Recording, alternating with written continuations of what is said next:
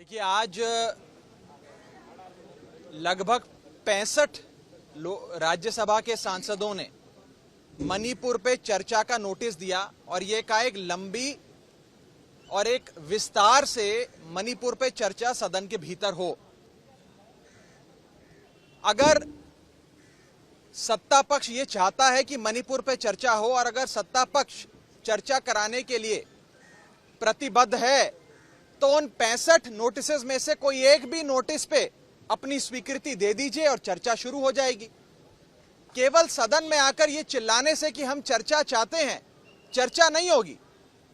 65 notice शायद आज तक भारत के संसदीय इतिहास में, राज्यसभा के इतिहास में 1952 से लेकर आज तक पहली बार इतनी बड़ी संख्या में सांसदों ने 267 का नोटिस दर्ज कर कहा कि हमारे देश का एक अभिन्न अंग, हमारा एक बहुत ही महत्वपूर्ण बॉर्डर स्टेट मणिपुर जल रहा है, मणिपुर के विषय में चर्चा हो। लेकिन सरकार ये चर्चा नहीं चाहती। मॉनसून का सत्र 20 जुलाई 2023 को शुरू हुआ था, आज 31 जुलाई 2023 है। 11 दिन हो गए। 11 दिन में किसी एक भी दिन अगर सरकार मणिपुर पे चर्चा करा लेती तो बाकी के वर्किंग डेज बच जाते और उसमें लेजिस्लेटिव काम हो जाता। हम भी चाहते हैं कि सदन चले।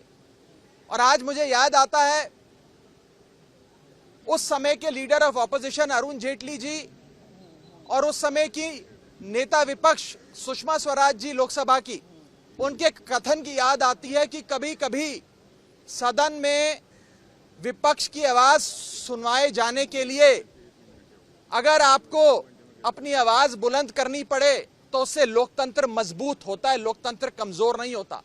और आज उसी कथन का हवाला देते हुए हम चेयरमैन साहब से, सभापति जी से हाथ जोड़कर विनती करना चाहेंगे कि मणिपुर के विषय पे चर्चा हो।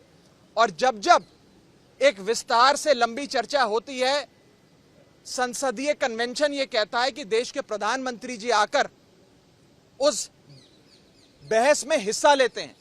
जैसा कि अभी बताया गया, देश के कई प्रधानमंत्री सदन के भीतर आकर इस विषय पे जब भी रूल 267 के हिसाब से बहस हुई है, सदन के भीतर आकर उन्होंने अपना वक्तव्य दिया है।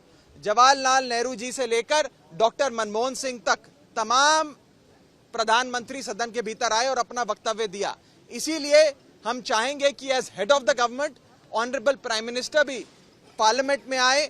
दोनों में से जो सदन उन्हें पसंद है, लोकसभा पसंद है तो लोकसभा, राज्यसभा पसंद है तो राज्यसभा, दोनों में से किसी भी सदन में आकर मणिपुर पे अपनी बात रखें और सरकार क्या कदम उठाने जा रही है इस विषय से पूरे देश को अवगत कराएं।